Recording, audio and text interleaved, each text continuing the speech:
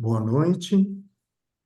Hoje, 27/5, leitura do livro Biologia da Crença, do Bruce Lipton. E a Cláudia Carvalho vai começar no capítulo 7. Claudinha, boa noite a todos. A palavra está com você. Boa noite a todos. Eu, eu esqueci de falar que eu tô com uma... Tá um pouco instável hoje o sinal aqui, tá? Qualquer coisa, se eu for, alguém continua, se eu, né, cair, alguém continua, eu tento voltar. É meio difícil aqui, tá? Esqueci de comentar isso, mas vamos lá.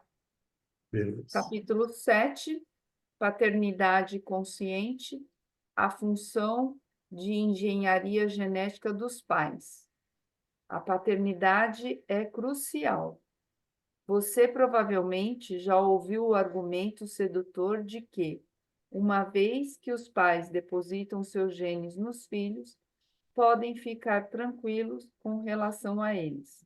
Basta não maltratá-los, mantê-los alimentados e vestidos e deixar que os genes pré-programados os guiem. Essa teoria permite aos pais continuar tendo a mesma vida que tinham antes de ter filhos.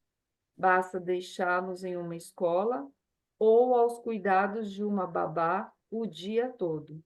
Perfeito para os mais ocupados e preguiçosos. Também é uma teoria interessante para mim, que tenho duas filhas com personalidades radicalmente diferentes. Costumava pensar que isso acontecia porque elas tinham herdado pares de genes diferentes no momento da concepção. Um processo de seleção no qual a mãe delas não tomou parte. Afinal, eu pensava, se elas cresceram no mesmo ambiente, o motivo da diferença só poderia ser da natureza, entre parênteses, gênero. Hoje, eu sei que a realidade é muito diferente. As novas descobertas da ciência confirmam o que os nossos pais já sabiam havia muito tempo, que os pais fazem toda a diferença. Por mais que o mercado esteja cheio de livros que digam ao contrário, como afirma o Dr. Thomas Verne, pioneiro na área de psiquiatria pré-natal e perinatal, entre aspas. As descobertas reveladas por estudos e textos de especialistas durante as últimas décadas estabelecem, sem a menor sombra de dúvida, que os pais exercem grande influência sobre as características físicas e mentais de seus filhos.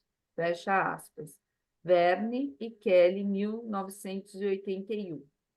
Verne afirma que essa influência se inicia não após o nascimento, mas antes.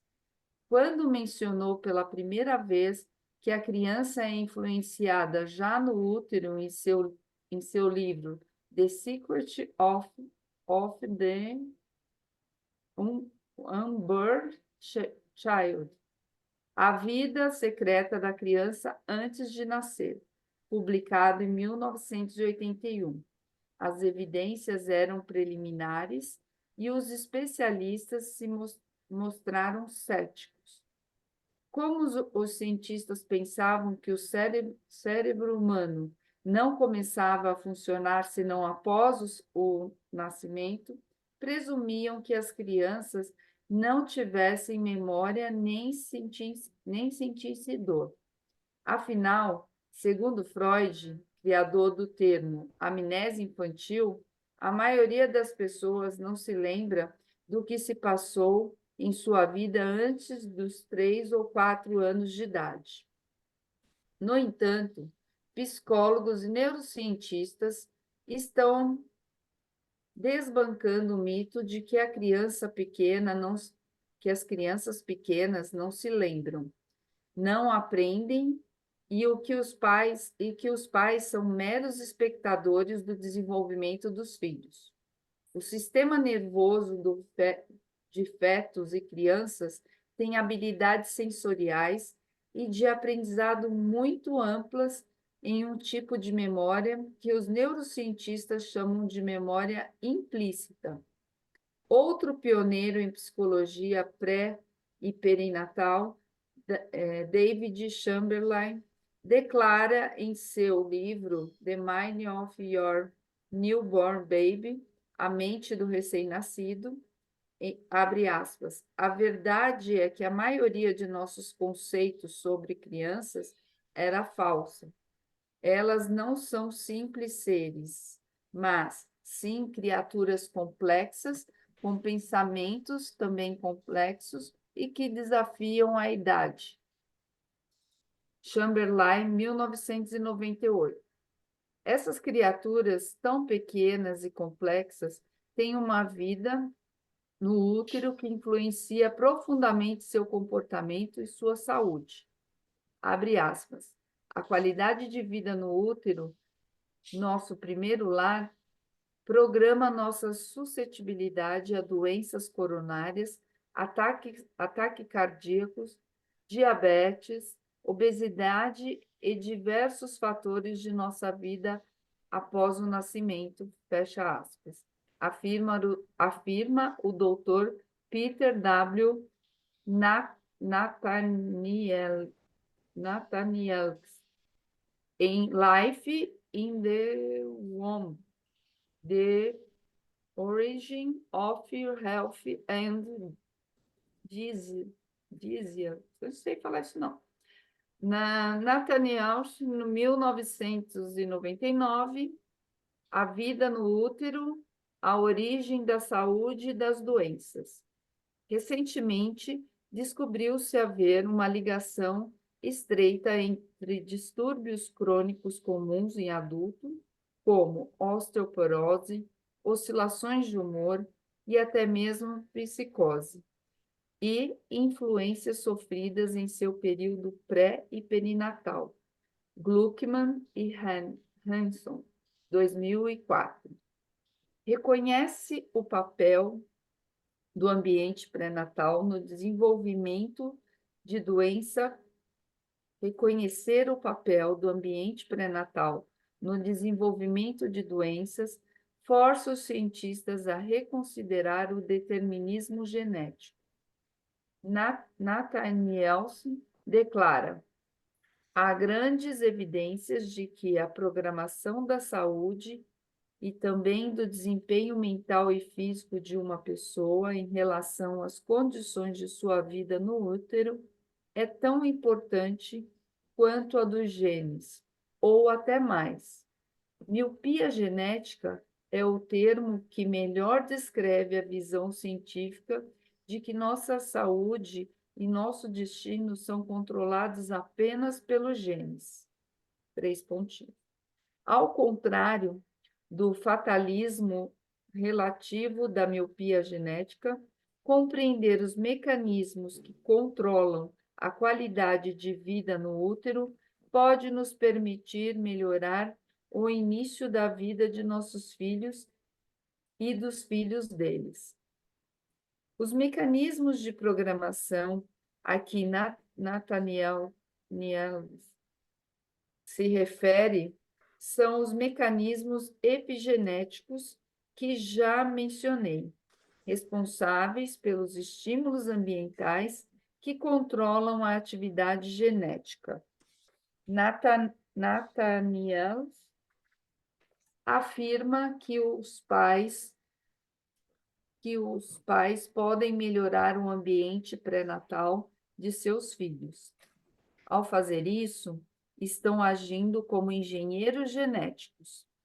Claro, a ideia de que os pais podem transmitir modificações genéticas de sua vida aos filhos vai contra o darwinismo. Nathaniel é um dos bravos cientistas que mencionam abertamente o nome de Lamarck.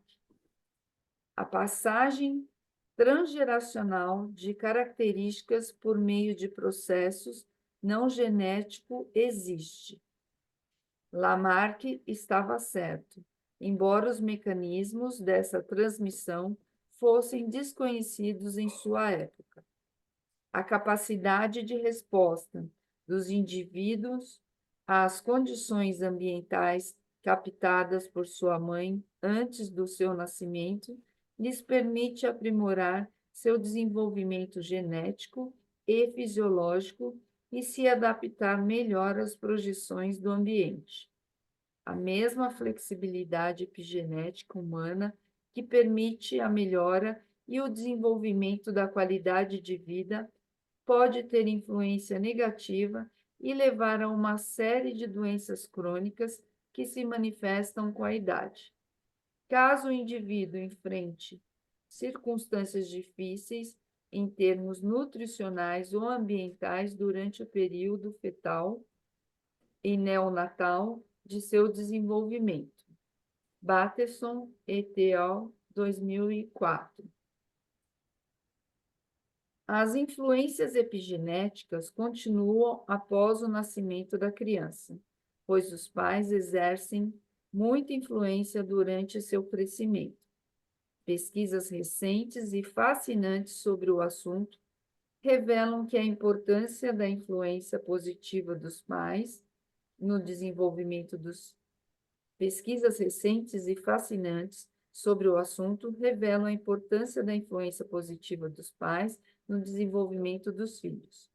Abre aspas. Para o cérebro em crescimento de uma criança, o mundo social oferece experiências importantes que configuram a expressão dos genes que determinam como os neurônios se conectam para criar as redes neurais que dão origem à atividade mental. Fecha aspas.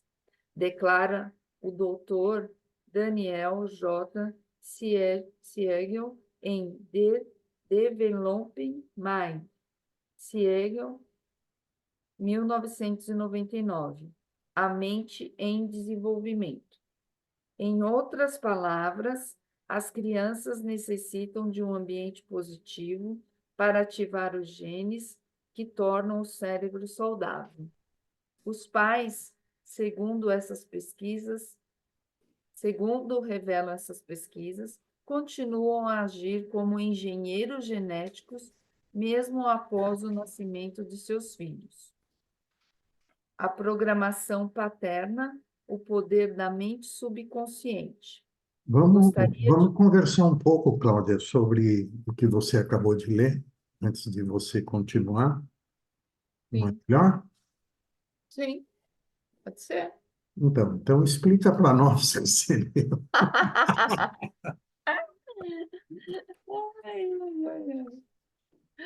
Ai, ai. Está falando aqui de uma ideia que tinha do passado, que ter um filho era só ter como manter aquela criança viva, né? Que tudo se dá. E, na realidade, a relação é tão interpessoal, né? E está tão ligado tudo, às sensações e às percepções, que a criança precisa, ela, desde a vida intrauterina, ela já está sofrendo todas as modificações de acordo com o meio que ela está sendo gerada, né?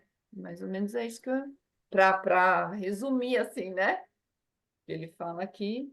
Eu até treinei meu embromation, né? Meu inglês, que não sai de jeito nenhum. Mas assim, eu entendo que o caminho é esse, porque agora ele vai falar da questão subconsciente, né? De tudo que fica gravado em nós, naquela ideia de iceberg, né? A consciência é pequenininho, o subconsciente é grandão. Tudo que está registrado em nós através de todas as sensações que são que ocorrem, né? Durante todo o processo gestacional, de toda a preparação. Acho que acredito até antes do processo de quando um casal resolve ter uma criança, né? Gerar um filho. Se esse processo for um processo consciente, acho que desde aí já tudo modifica, né? E a hora que isso se torna uma realidade, todo o meio que aquela mãe, aquela família está vivendo vai começar a influenciar nessa criança.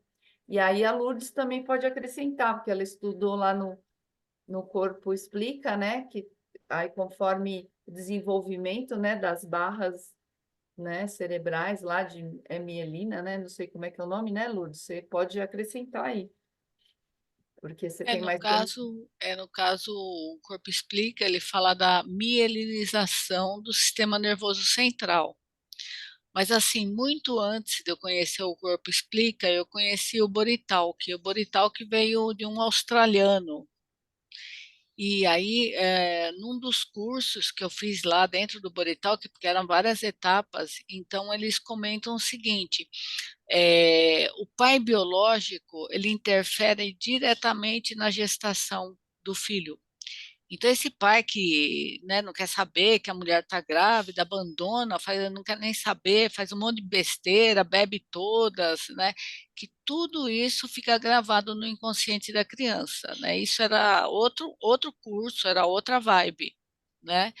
E vai interferir, porque assim, agora voltando para o corpo explica, se esse pai não assumir a criança e a mãe ressente disso, ela vai interferir, né, no desenvolvimento desse feto. Vai lá para aquele traço, né, que é o esquizoide, vai ter mais essa característica, a criança, né, ela vai ressentir disso e ela vai ter mais essa característica do esquizoide, e isso vai estar crescendo lá, o adulto, né, ele vai ter essa característica hoje assim, eu estava vendo lá a reportagem da Globo, eu estava vendo o César Tralli, vocês devem todos conhecer, ele tem muita característica de esquizoide, né, no corpo dele, o rosto, o tipo físico, as pernas fazem dele são abertas, né? Então a pessoa vai trazer isso para o resto da vida dela, né? Vai estar marcado no corpo dela tudo isso, né? E trazendo esse olhar lá do Borital, que com certeza vai estar no inconsciente desse feto, né? Que ainda não se formou, né? Está se formando, vai estar marcado todas essas histórias, né? É muito interessante, gente, é muito profundo isso. Bom, é isso que eu tinha É, para dizer. Eu não Hoje em estou dia, ouvindo você, Renato. Hoje em dia a gente fala também, né, coisa que não falava antigamente, que os pais ficam grávidos, né? Antigamente não Isso. falava que o homem ficava, né, só a realidade dele era só quando ele via a criança lá, né? A realidade, o concreto para ele, ele não vivia essa gestação junto, não ficava grávido junto com a mulher, né? Vamos dizer assim.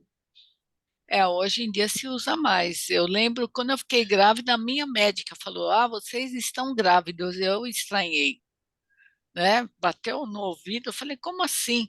Porque normalmente lá na psicologia você aprende que o pai aparece lá atrás, né? Nos meus estudos anteriores.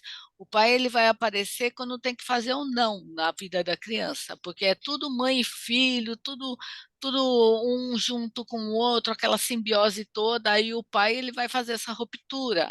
Então aí que ele aparece, mais ou menos aos 3 anos de idade, né?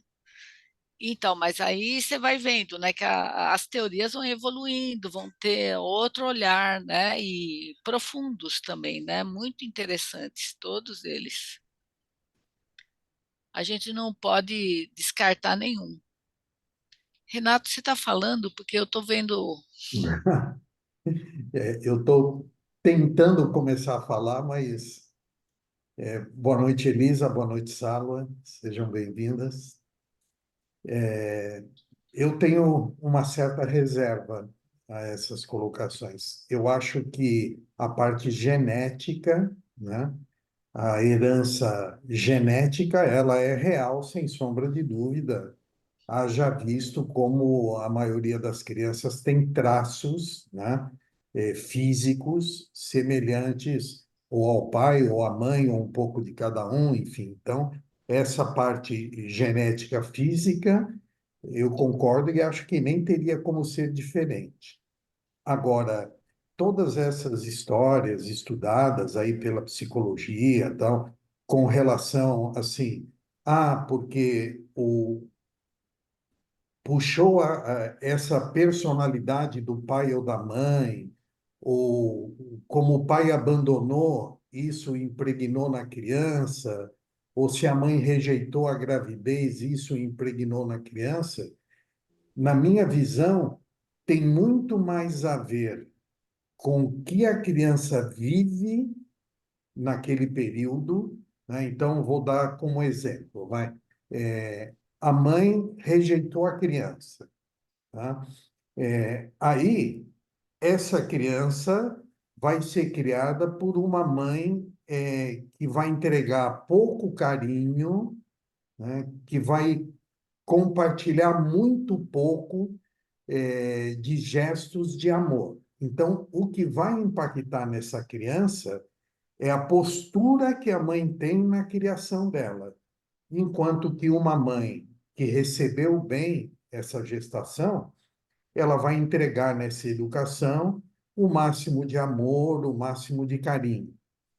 Um pai que abandona a mãe ainda na gestação, os efeitos na criança, ao meu ver, é que ela vai crescer sem ter, no início, aquela voz e aquela presença masculina, depois, nos primeiros anos, a falta da segurança e, e, e do que o pai acompanha ali no dia a dia, né? Então, essa história do estamos grávidos é porque hoje, depois de muitos anos, né, as mulheres acabaram conquistando, ou os homens acordaram que eles precisavam ser pais mais participativos, né?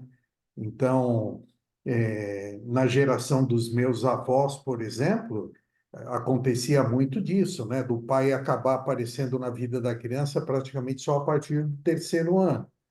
Hoje já não, né? O pai que não troca a fralda, que não ajuda quando a mãe, né, tem que acordar no meio da noite, o pai que não participa desde o início da gestação, é a exceção hoje. Não vou dizer que todos são assim, mas uma grande maioria é assim. E penso também que, assim, a criança adquire essas características genéticas do corpo físico, mas como nós temos os outros corpos, né?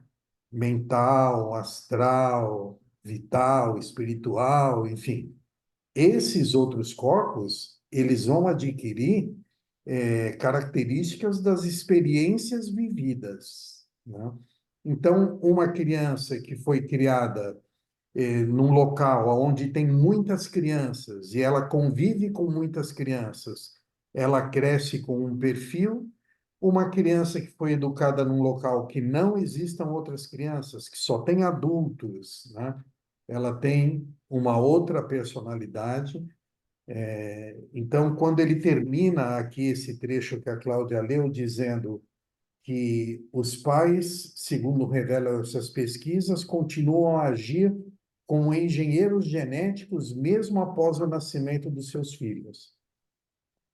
Eu acho que é a experiência que essa criança vive nesse meio é que vai interferir não na genética física dele, né, mas na genética mental, espiritual, enfim.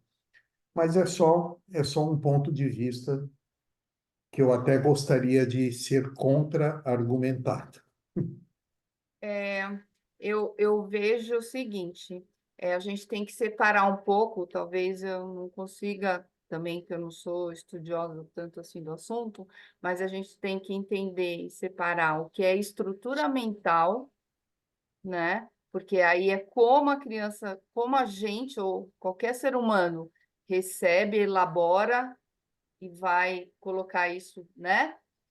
E isso vai, porque ele fala, ele vai falar mais para frente, o subconsciente somos nós, então tá tudo gravado no seu corpo. E aí eu gosto da linha do Corpo Explica, quando ele fala que realmente tem a parte genética, mas toda essa percepção vai ficar gravada e o seu corpo vai se formar. Tem tem assim o olho do pai, não sei o quê, mas tem características de forma de corpo que vai delinear esses tipos físicos, tá? Vai mudar. E a outra questão aí que você falou, acho que é a questão a construção desse espírito, né? Porque até pela antroposofia, ele até 7 anos ele vai formar o corpo espiritual. O segundo setênio, o corpo de desejo, e aí vai. Aí é uma questão espiritual, que também, que a gente ele fala até, né? Não é só a criança, o ser humano é muito complexo, né? Então a gente pode ver por todos os setores, né? E aqui no livro, a ideia é de que a gente muda essa genética conforme a nossa percepção. E essa percepção vai ser registrada naquele feto com a voz do pai, com a presença do pai, sabe? Com o meio que a mãe, se é uma gravidez de tranquilidade, se não é. Então, assim, eu não sei se eu estou conseguindo me fazer entender, mas, assim, teria que ver por todos os lados, entendeu? Por todos os campos aí. E aí, aqui, no caso do livro, é pela questão da mudança das células, né? Dessa construção genética que está tudo impregnado no nosso subconsciente, né? E a E- criança já está passando por esse processo desde a vida intrauterina. É isso que eu Então, pelo entendo. corpo explica, é como a criança, no caso, ela vai entender essa realidade que vai formar, fazer o formato do corpo dela. Mas esse entendimento, ele é inconsciente, não é uma coisa clara para a criança. Então, assim, é como se fossem traumas que a criança vai tendo, mas assim, ela entendeu aquilo, não é que alguém está lá traumatizando a criança, né? Indefinidamente, e aí ela vai reagir àquilo. Não, é uma coisa assim, do jeito que ela entendeu, né? Igual, por exemplo, lá na parte, né, que eu tinha comentado lá quando eu fiz a exposição, a parte do masoquista. Eles tirou a fralda antes, e aí ele fica numa situação, numa saia justa, né? Ai, você sujou de novo a fralda, então ele se sente assim. Pode ser que essa mesma criança não liga e não está nem aí, então esse traço não vai impactar tanto nela. Mas tem mais a dificuldade assim, porque ela é criança, então ela tem ela quer agradar o adulto.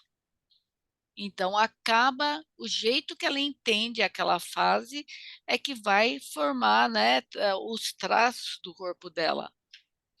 E aí vai determinar a aparência dela e não vai descartar a genética, porque a genética vai estar na cor da pele, no cor dos olhos, no tipo de cabelo, né, na altura da pessoa, né? Isso não vai impactar, né, nessas outras características, mas sim no próprio formato do corpo. Quando você vê uma Miss, né, que elas são todas magrinhas, você pode chegar para a Miss e falar assim, ó, você funciona assim, assim, assado, que é a época lá de dois traços, que é esse exatamente, né, do que está dentro da barriga da mãe, que teve alguma coisa ali que foi mal interpretado pela criança, o feto, né, não deu tanta nutrição para aquela criança e ela ficou quietinha, e ao mesmo tempo a outra parte que ela se sentiu sozinha, tinha lá o pai e a mãe, a menina queria ficar com o pai e o pai, né, tinha que cuidar da vida dele, tinha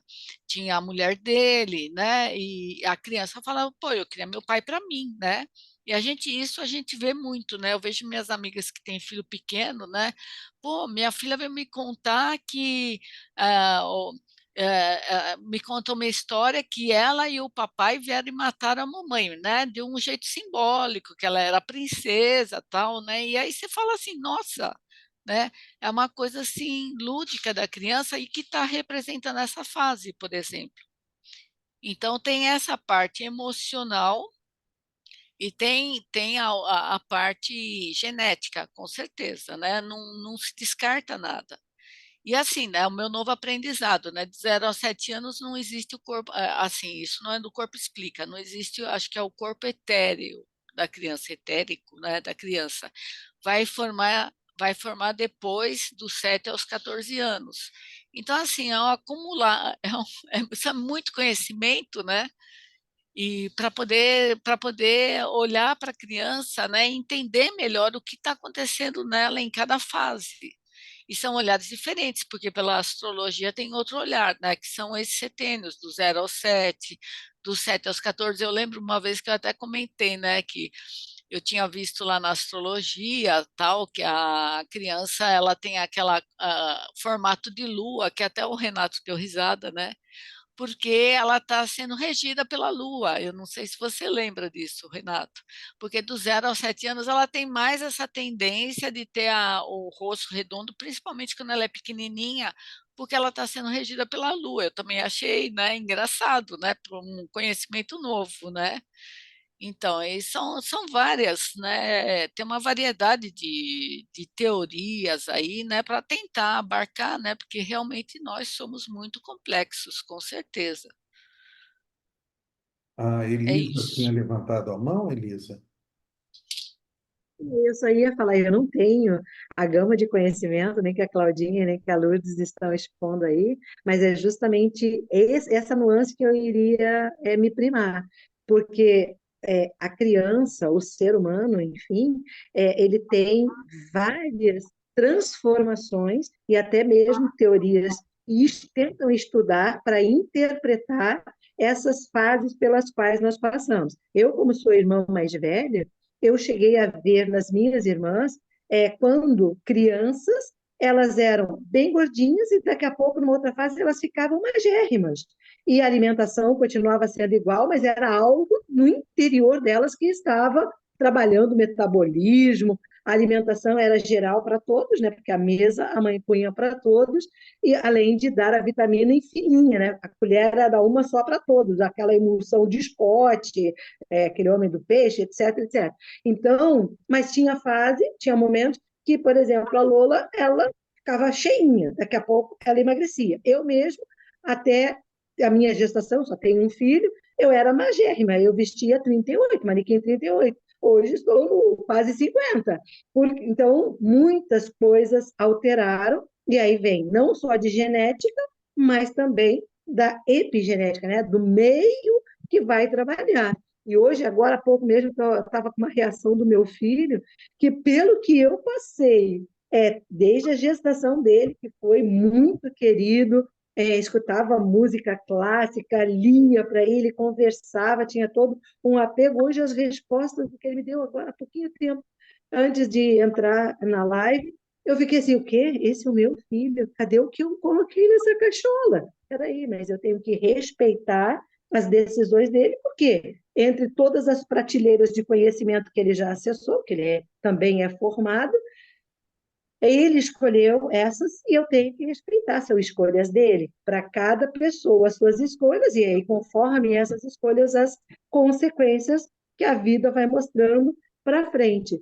Mas, voltando para a formação genética, ela tem peso, mas não é o maior peso. Na infância, até tem um grande peso, mas depois o sistema, o meio, vai interferir e muito nas escolhas, nas decisões e até mesmo na alteração corporal. Então, pode até ter aquela margem que tem para cada tipo ser alterada.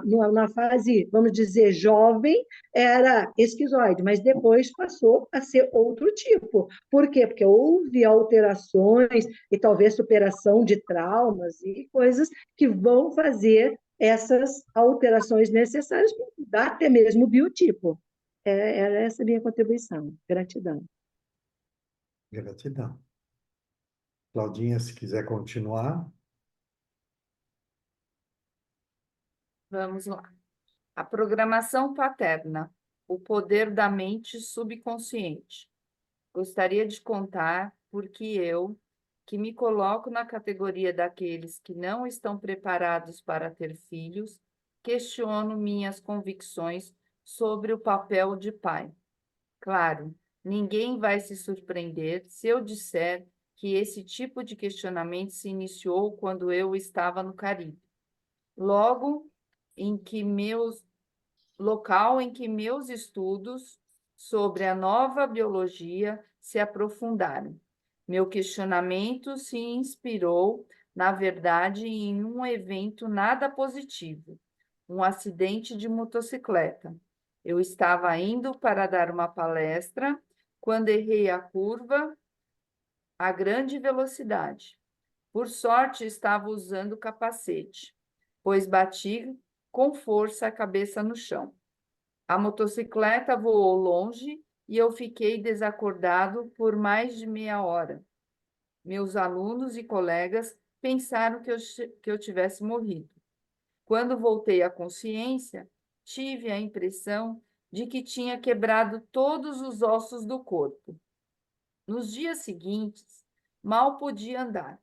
Parecia uma versão do Quasimodo. Cada passo me fazia lembrar o velho adágio que diz que velocidade mata.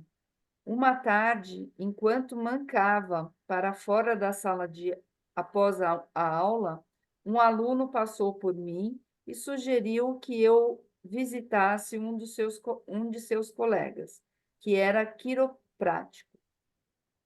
Como mencionei no capítulo anterior, além de jamais ter entrado em um consultório de quiroprática, ainda estava condicionado pela comunidade alopata e considerava essas coisas como charlatanismo.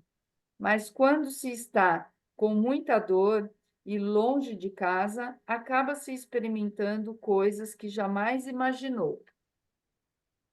Então, no dormitório, consultório do colega de meu aluno, tive o primeiro contato com a cinesiologia, popularmente conhecida como teste muscular.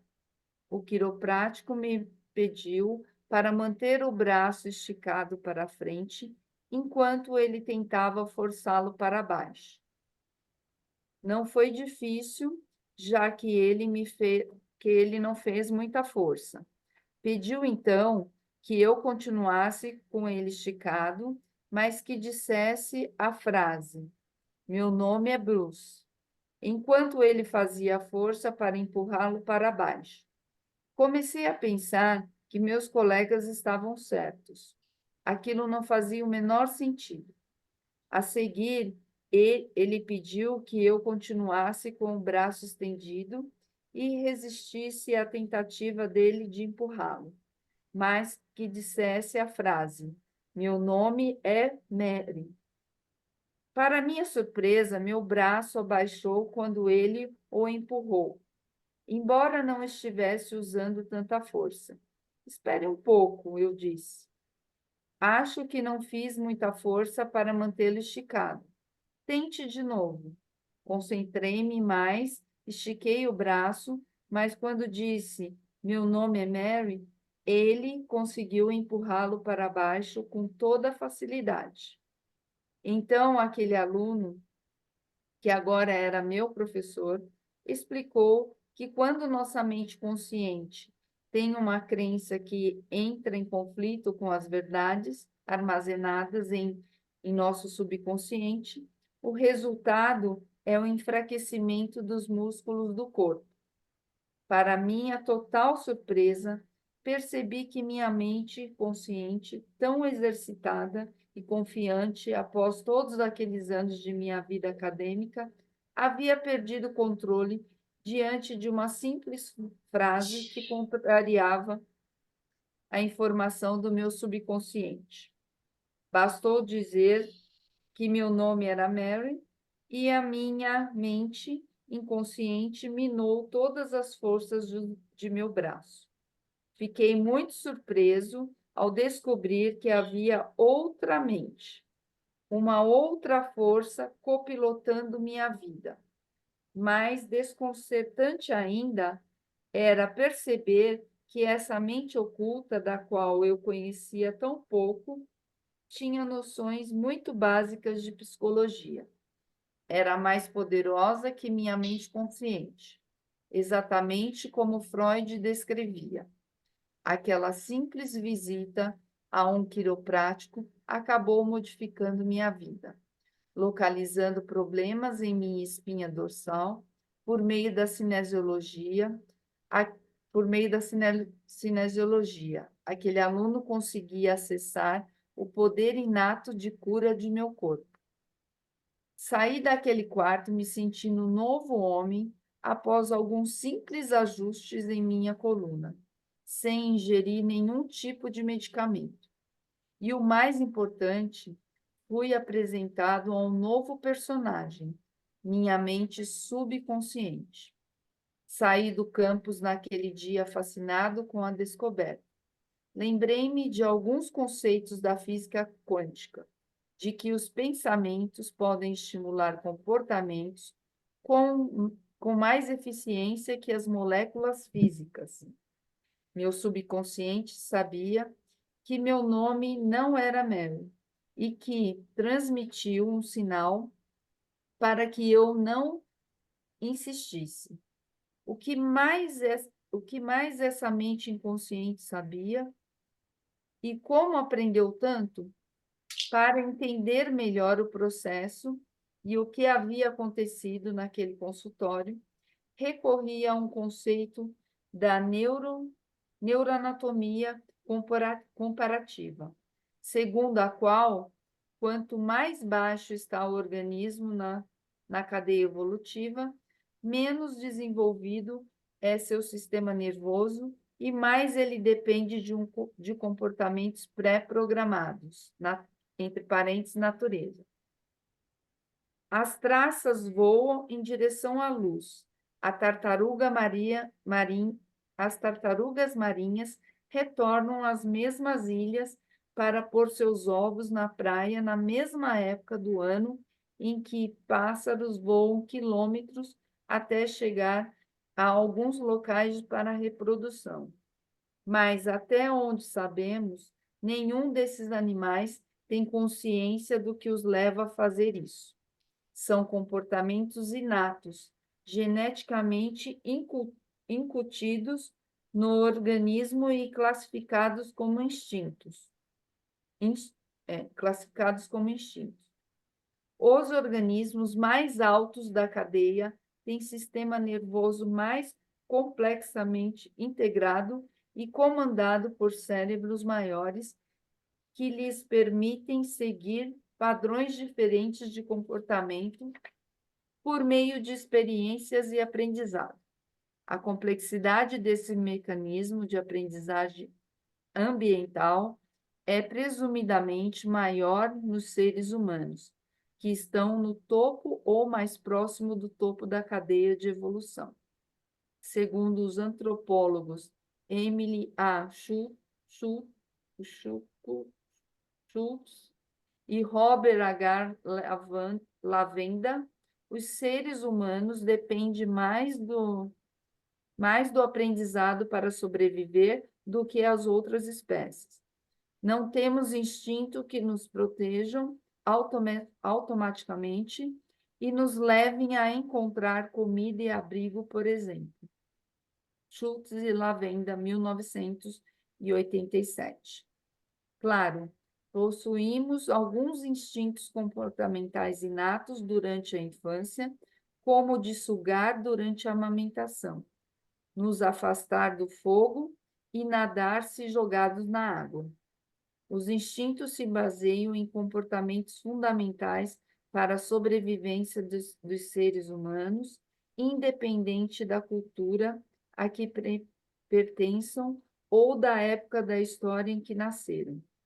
Temos uma habilidade inata para nadar. Crianças nadam como golfinho quando nascem, mas depois adquirem medo da água por influência dos pais. Observe o que acontece quando uma criança se aproxima de uma piscina. Ela aprende com os pais que a água é perigosa, porém, depois é matriculada em um curso de natação para perder o medo que eles mesmos lhe incutiram.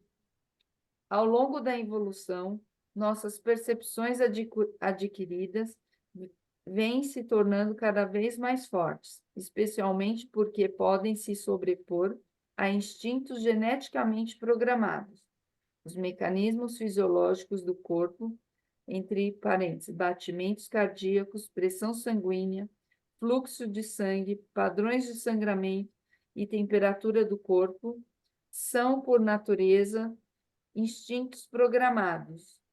No entanto, iogues e pessoas que usam biofeedback aprendem a regular conscientemente suas funções inatas.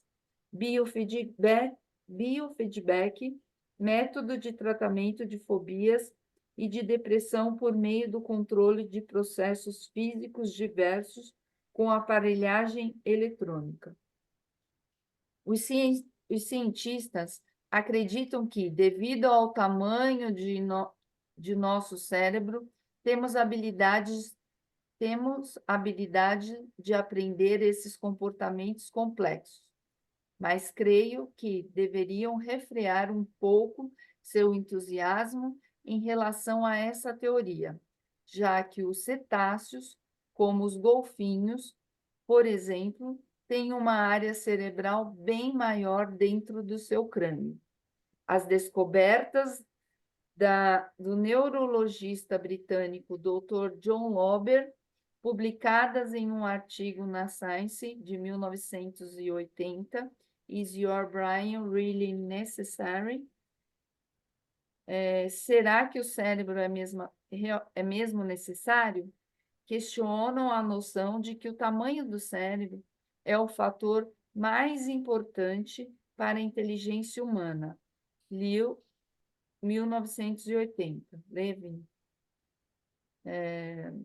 Lauber estudou diversos casos de hidrocefaleia, acúmulo de água no cérebro, e concluiu que, mesmo quando parte do córtex cerebral, a camada externa do cérebro, é inexistente, o paciente consegue viver normalmente.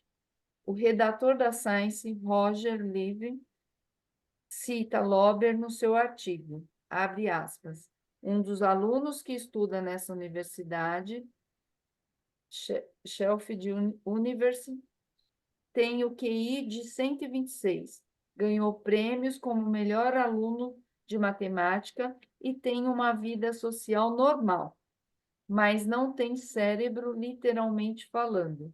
Quando foi submetido a um exame, verificamos que, em vez de um cérebro normal de espessura de 4,5 centímetros entre os ventrículos e a superfície cortical, havia apenas uma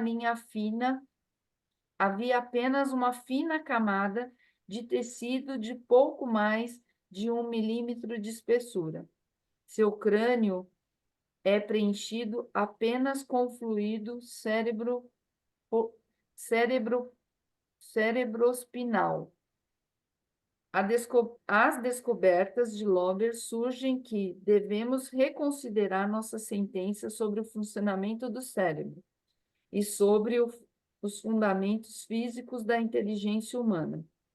No epílogo deste livro, menciono que a inteligência humana só será totalmente compreendida quando aceitarmos os conceitos de espírito, entre aspas, e parênteses, energia, ou aquilo a que os psicólogos mais atualizados chamam de mente, entre parênteses, superconsciente. Mas, no momento, gostaria de me ater aos conceitos de mente consciente e subconsciente que sempre provocam reações entre psicólogos e psiquiatras. O que eu quero mostrar é a base biológica da paternidade consciente e os métodos de cura psicológica baseados em energia. Eu vou deixar o Renato comentar, Por quê? porque é muito difícil isso tudo aqui, para entender todo esse negócio. Ai, ai, meu Deus. É, Não, vou deixar a Inês.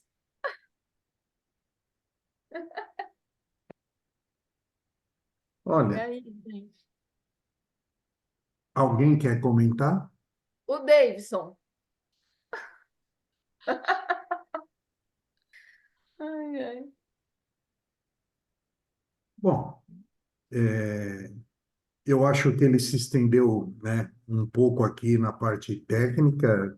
Realmente tem muita informação nesse trecho aqui que você leu, né? E ele é um pesquisador, né? Ele é um pesquisador, então fica tão vago, né? A gente, em cima das pesquisas que ele faz, a gente emitir opiniões, porque eu não teria uma outra pesquisa, né, para confrontar, enfim. Eu, eu deixo passar. Eu prefiro. As, as doutoras, então, por favor, fala alguma coisa.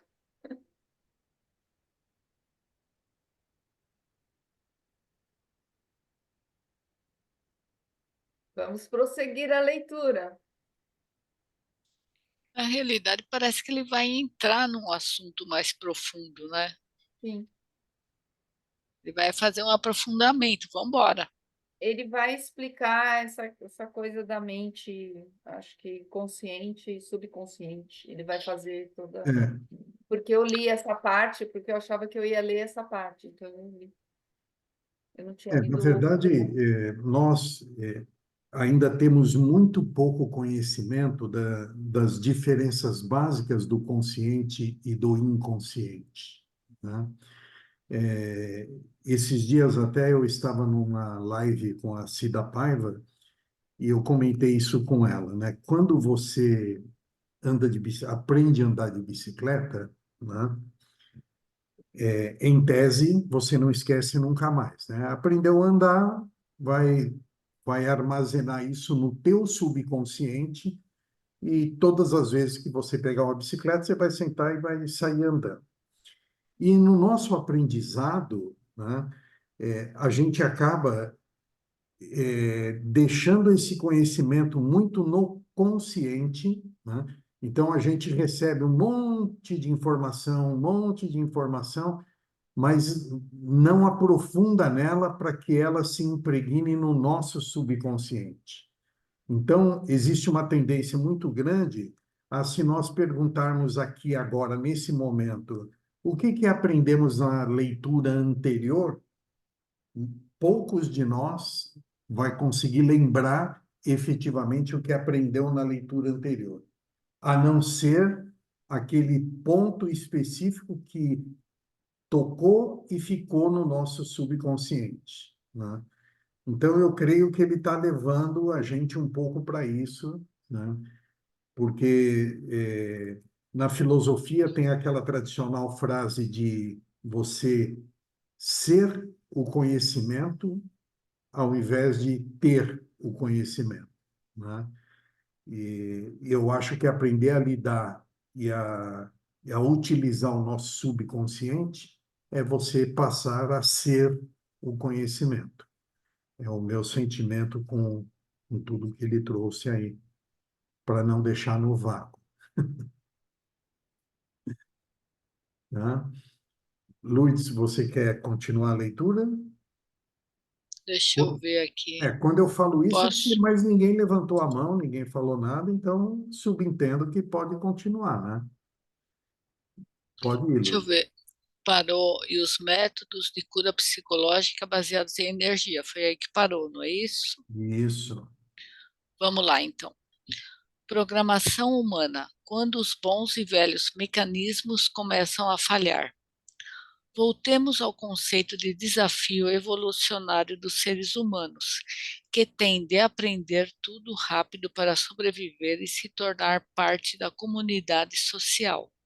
A evolução nos presenteou com a habilidade de absorver um número inimaginável de comportamentos e crenças em nosso sistema de memória.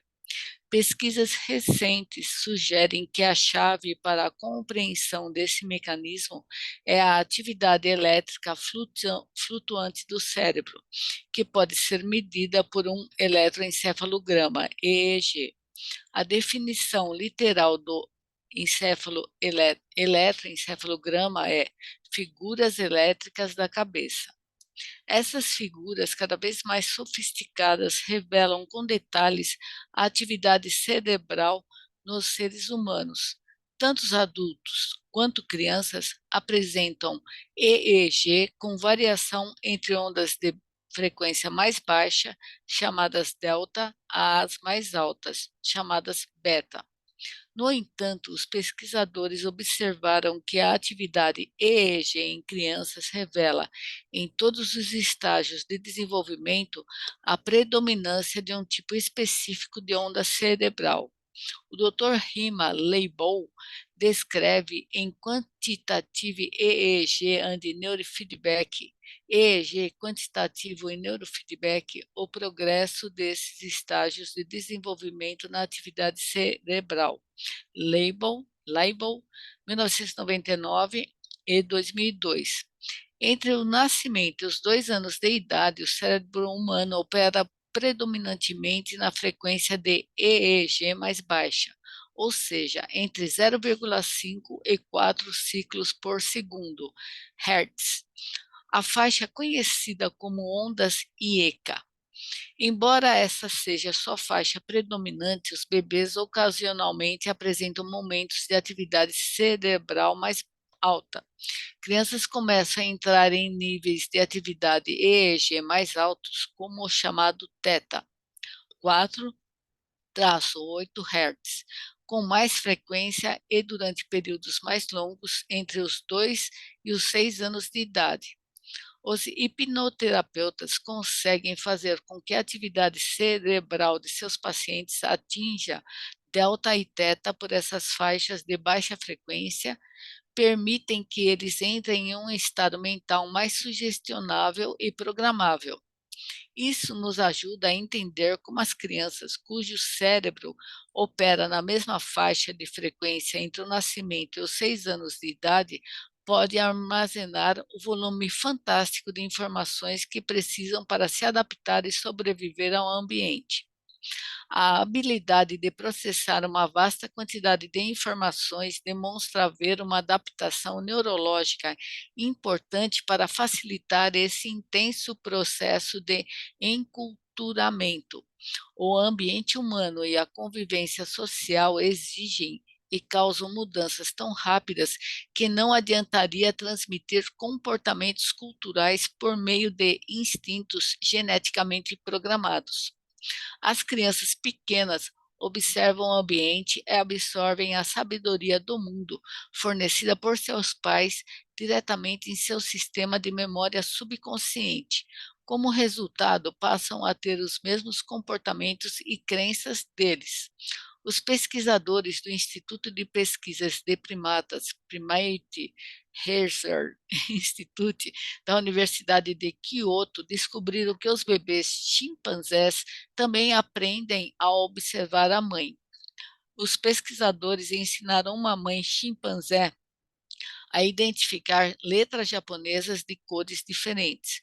Quando a letra de uma cor específica era mostrada em uma tela de computador, a chimpanzé aprendeu a escolhê-la entre uma gama de cores. Quando escolhia a cor certa, recebia uma moeda que introduzia em uma máquina e ganhava uma fruta. Ao longo de todo o processo de treinamento, seu bebê permanecia perto dela. Para a surpresa dos pesquisadores, um dia, enquanto a mãe estava tirando a fruta da máquina com a moeda, o filhote foi até o computador. Quando as letras coloridas surgiram na tela, ele escolheu o item correio, recebeu a moeda e foi até a máquina para pegar uma fruta. Isso os levou a concluir que as crianças podem absorver as habilidades mais complexas apenas por meio da observação, sem necessidade de serem ensinadas diretamente pelos pais. E Science 2001. Em nós, humanos, Os comportamentos básicos, crenças e atitudes dos pais também são incorporados às redes sinápticas de nossa mente subconsciente e, uma vez que passa a fazer parte dela, de nós, controlam nossa biologia pelo resto da vida, a menos que encontremos uma maneira de reprogramá-los. Se você duvida da sofisticação desse sistema, tente se lembrar da primeira vez que seu filho disse um palavrão. Provavelmente você percebeu que a pronúncia, a entonação e até o contexto eram exatamente iguais ao que você, aos seus quando xinga. Com um sistema tão preciso, imagine as consequências para uma criança que ouve dos pais frases do tipo: criança idiota, você não merece ganhar as coisas, não serve para nada, não devia ter nascido, ou é um fraco. Quando os pais descuidados ou que não gostam dos filhos transmitem a eles esse tipo de mensagem, nem sempre têm consciência de que as informações são armazenadas na mente subconsciente das crianças como fatos reais, da mesma maneira que os dados em um computador. Durante a primeira fase de desenvolvimento, a consciência da criança ainda não se desenvolveu o suficiente para filtrar ou identificar essas afirmações como algo que os pais disseram em um momento de raiva e que não são necessariamente características do seu eu. Mais uma vez, dentro da mente subconsciente, elas passam a ser verdades que inconscientemente moldam o comportamento e o potencial da criança ao longo de toda a sua vida. À medida que crescemos, nos tornamos menos susceptíveis à programação externa, pois atingimos a frequência cerebral alfa, 8-12 Hz. A atividade alfa é mantida no período de consciência tranquila, enquanto a maior parte de nossos sentidos, como a visão, a audição e o olfato, captam o mundo externo. A consciência é um órgão sensor e se comporta como um espelho, refletindo o trabalho da comunidade celular do corpo. É a chamada consciência do eu. Quando a criança atinge os 12 anos de idade, seu EEG começa a mostrar períodos mais longos de uma frequência ainda mais alta, chamada ondas beta, 12-35 Hz. O estado beta do cérebro se caracteriza pela consciência ativa ou concentrada, a mesma que você está utilizando ao ler este livro. Recentemente foi descoberto um quinto estado de EEG, ainda mais alto, chamado de ondas gama, acima de 35 Hz. Essa frequência é a predominante em momentos de alto desempenho, como o dos pilotos no momento em que estão pousando o avião, ou um tenista quando está fazendo uma jogada que pode definir a partida. Quando a criança passa para a adolescência, na mente subconsciente está saturada de informações como o seu modo de andar, a consciência de que jamais será alguém na vida ou a noção que pode obter tudo o que almejar. Depende do incentivo ou do tratamento que recebeu dos pais até aquele momento.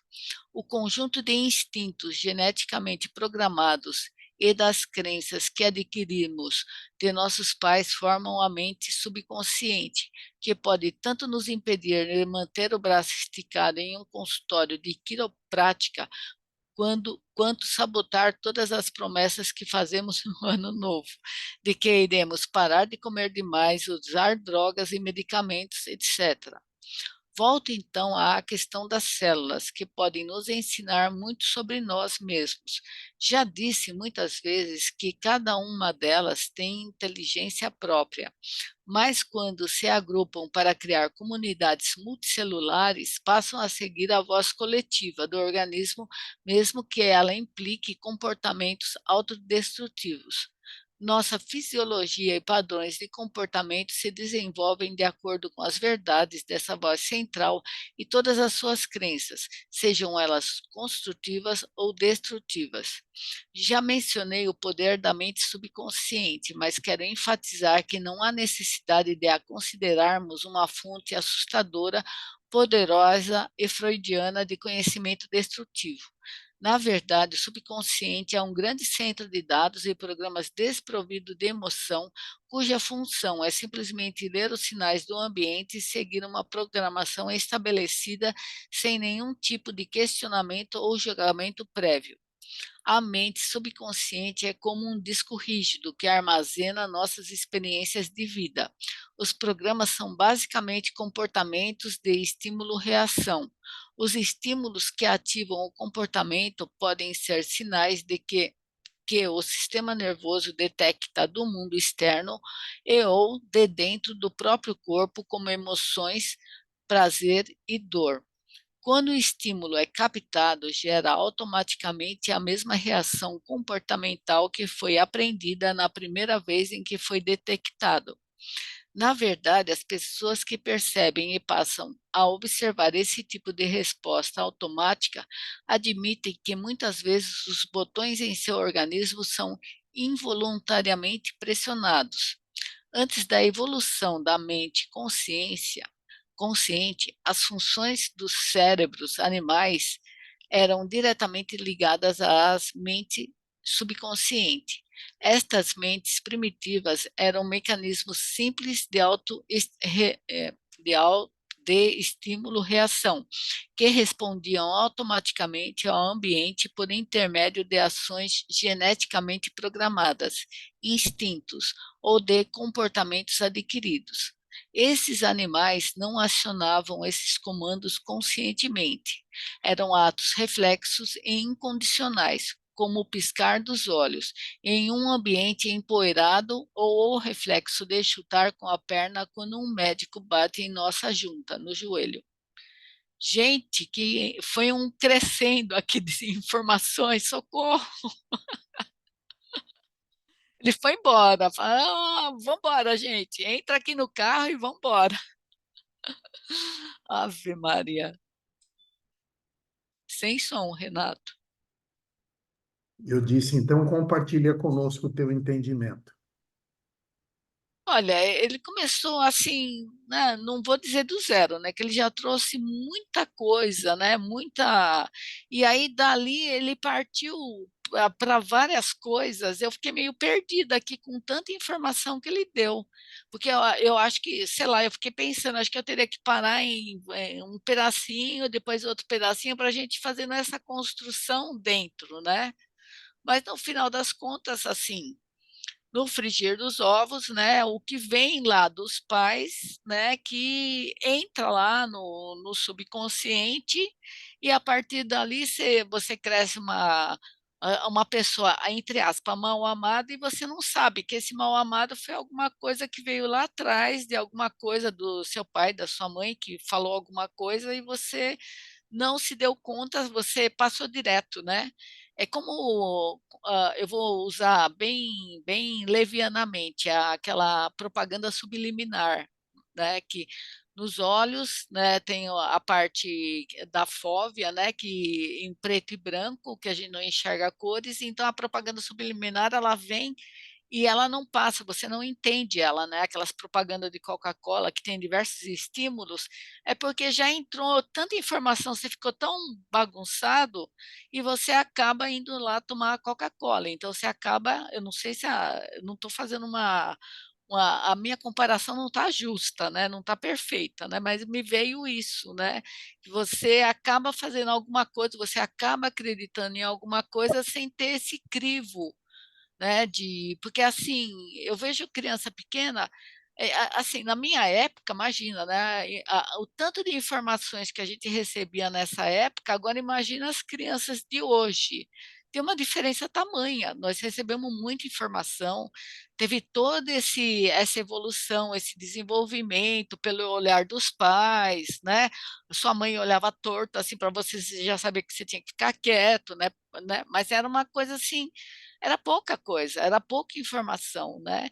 Agora se for pensar nas crianças de hoje então, socorro, né, porque o cérebro ali, o subconsciente, ele vai armazenando, armazenando sem crítica, como na propaganda subliminar, você não tem a crítica, né, você não pensa assim: "Ah, eu vou tomar Coca-Cola ou não vou", você vai lá e compra a Coca-Cola, né, eu fiz esse paralelo, né, não sei se ele está tá de acordo aí. O que Mas vocês acham? pegando esse gancho, como você explica, por exemplo, que nas gerações anteriores nasceram um Shakespeare, um Einstein?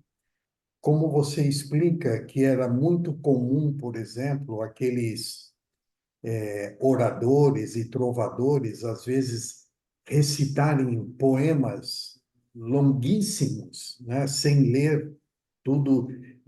Então, o nosso cérebro, ele tem neuroplasticidade, né? Sim, Então, quando vai acumulando essas informações, então não sei se o cérebro de uma criança de hoje ele é diferente do que foi o cérebro dessa nossa geração, né?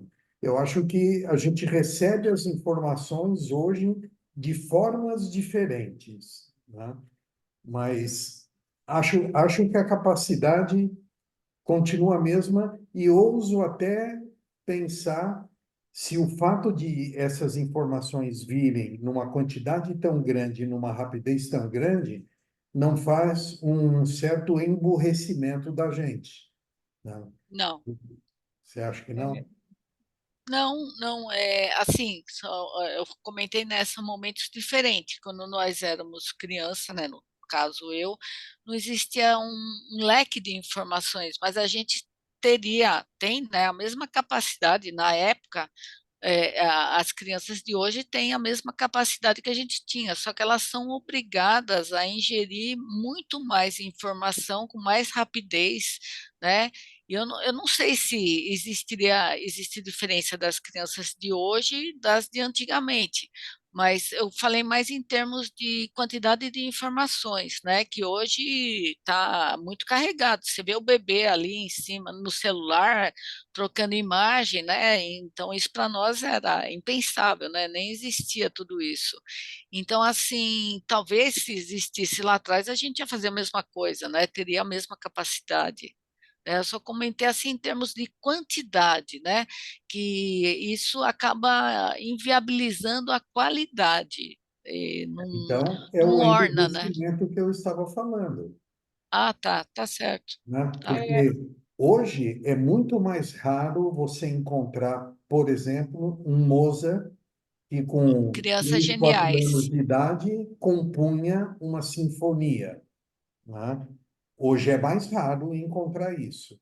E se encontra, talvez seja manifestado de uma forma diferente, né? Enfim, mas Ah, eu não sei, Renato. Eu penso nesses gênios da humanidade, eu penso como. Aí eu vou para outra história, né? Como reencarnação de um espírito iluminado. Aí está fora totalmente disso aqui que a gente tá comentando, né? Porque ele tá trazendo uma linha mais racional. Né? E eu já vou mais para a espiritualidade, né? Eu já penso, né, um ser de luz elevado que teria que trazer uma missão, e aí ele veio da forma Beethoven, e etc. Né? Eu penso, aí eu saio fora do jeito que ele está colocando aqui, porque ele está colocando uma linha, científica, sim. sim, Você não vai né? E a pegar um espiritualidade aqui não cientista orna muito, explicando desse isso nível que eu com estou coisas falando. de outra Oi? encarnação, né? Você não vai pegar um cientista Que vai explicando falar isso. disso. Não vai, né? Quem sabe no futuro, né? Porque É, eu já ouvi dizer que Jung tinha muitas obras falando de reencarnação que foram queimadas. Eu já ouvi falar, não sei se é verdade, né? Foi um comentário tal, né, dentro de um estudo lá, e Jung tinha, ele escreveu muito sobre reencarnação, sobre vidas passadas, só que não era interessante, né? E o pessoal foi descartado isso. Então, aí, né, Jung, ele já, né, nossa, ele foi o cara também, né, de muitos estudos, né, e ele trouxe, né, esses aprofundamentos. Mas eu conheci psicólogas que se dedicavam à teoria junguiana e que até fazia alguma coisa em relação a vidas passadas com o paciente. Conheci, né? Mas não era o clássico, né? Porque não era esse objetivo dentro da psicologia, mas que em off Você, elas faziam. você trouxe Jung e ele estudou e tratou de forma pioneira o inconsciente, inclusive o inconsciente coletivo, né? Você pode ver que nessa obra aqui, pelo menos até agora, ele não trata do inconsciente, ele trata de consciente e subconsciente, né? Uhum, Porque o uhum, inconsciente já é mais para o lado da psicologia, da psique humana, do espiritualismo, né?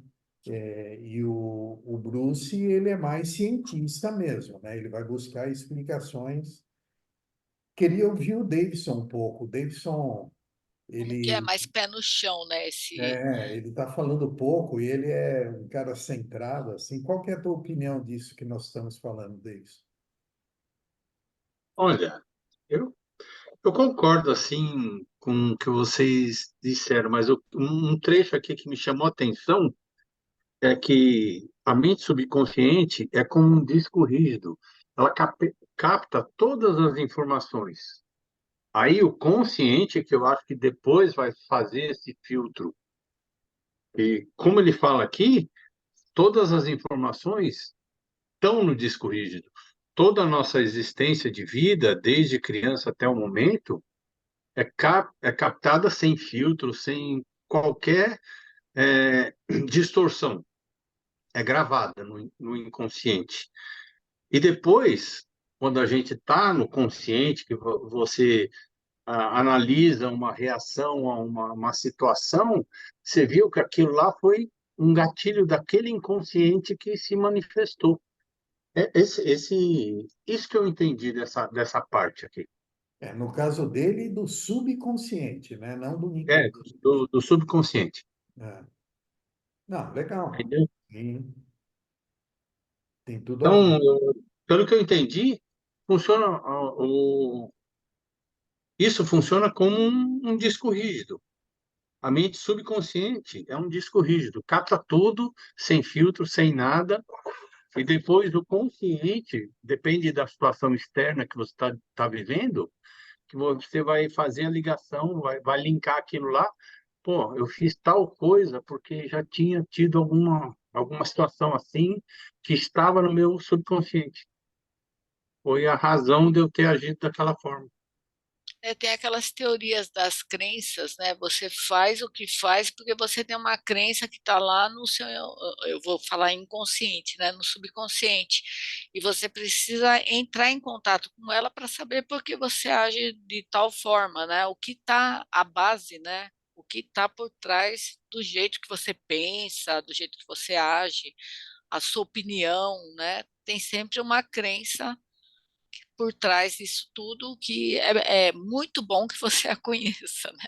Você seja apresentado para ela. Então, e aí depende da situação, aí você vê que você reagiu daquela forma involuntária porque já estava Exato. gravado alguma coisa antes.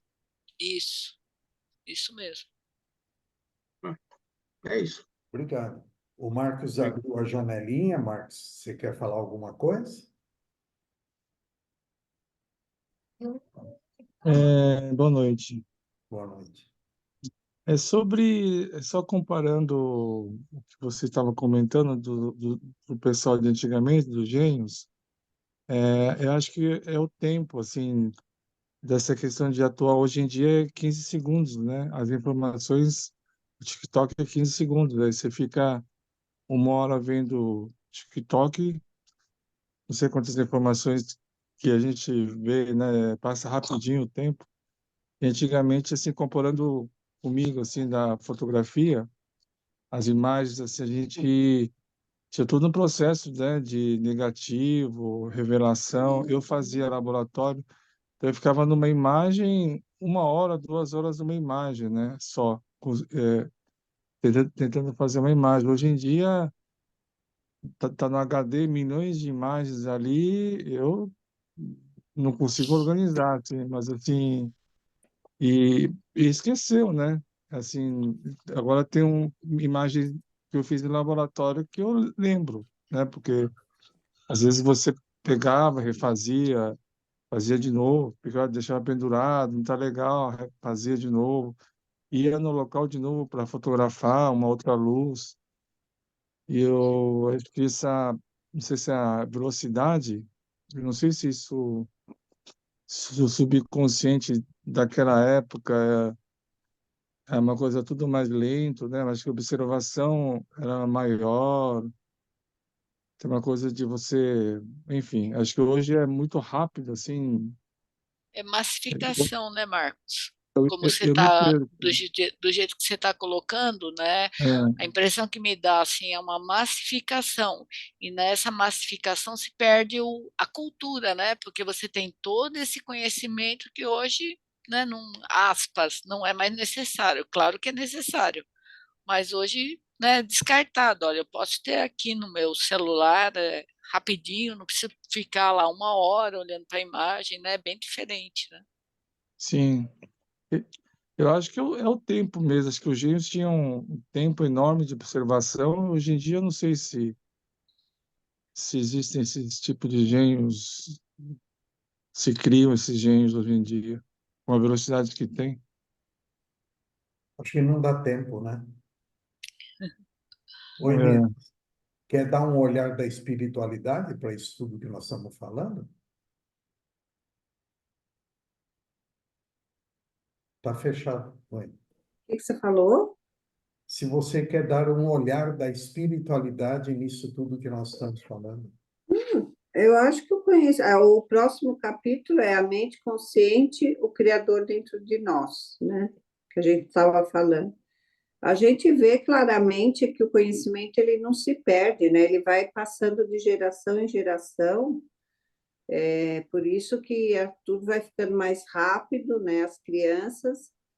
Eu acredito que você falou sobre a genialidade de alguns seres, porque eles já são seres mais antigos, né, que reencarnam, já com Isso. conhecimento muito maior, e eles não perdem, né? A gente deixa corpos, deixa um conhecimento que depois ele vai ser utilizado por nós mesmos, e é muito claro mesmo que o conhecimento meu passou para o meu filho, que do meu filho passou para os meus netos. São muitos processos, como o Marcos disse, que é lento, que era observador, não sei o quê. Hoje já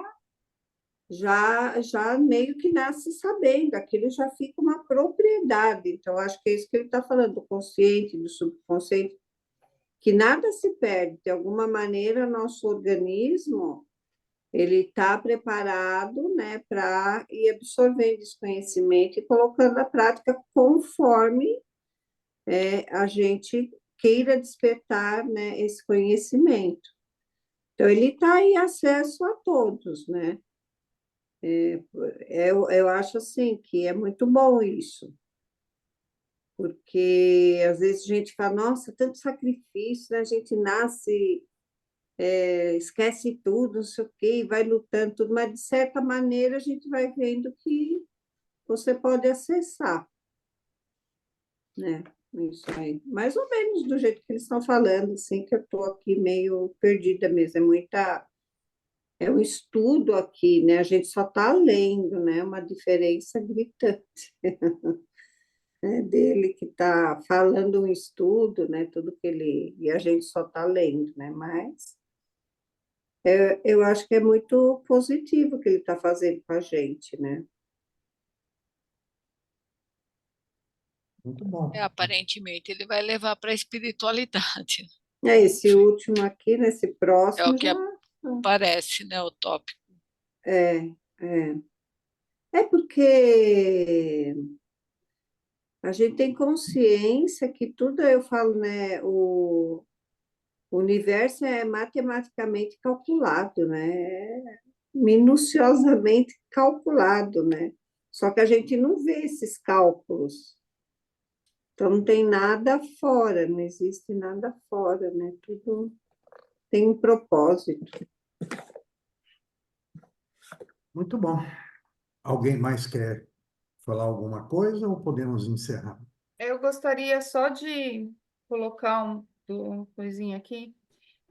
Que assim, esse trecho, logo que ela iniciou, fez lembrar o livro passado, você até comentou, que nós lemos, onde eles faziam todo o mapeamento, né, eletroencefalograma, e via as regiões, e quando a pessoa entrava em teta, né, nas ondas onde ela conseguia. E aqui ele diz que a criança, quando está nesse período menor de 4 a 6 anos, ela tem uma capacidade natural de estar nessa onda, né? Foi o que eu entendi.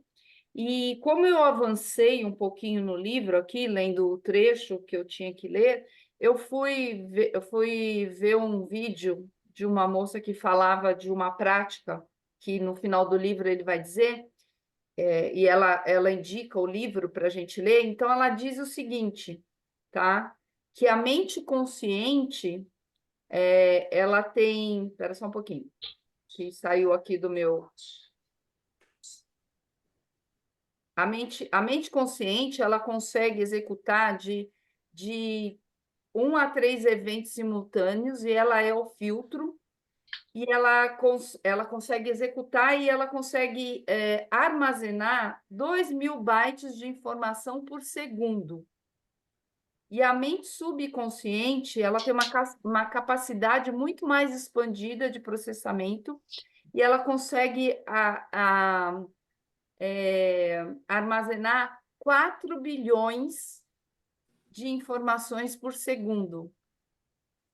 E a criança, nesse processo que eu entendi aqui nesse pedaço, quando ela tem essa idade, ela está nessa onda, né? Nessa fase, como é que eu vou dizer? Essa onda teta, esse processamento no cérebro dela, é onde ela consegue captar tudo com muito. E é onde a gente, no nosso período de infância, normalmente não tem lembrança, né?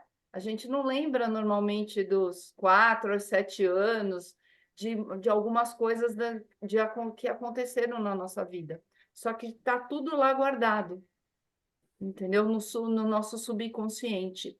E aí o exercício do outro livro é justamente a gente entrar numa meditação, num processo de relaxamento e chegar nessas ondas e acessar essas coisas que estão no nosso subconsciente e desconstruir, que é o que ele vai falar na frente, as nossas crenças limitantes, que estão todas lá, né? Ele vai ainda deslanchar sobre isso.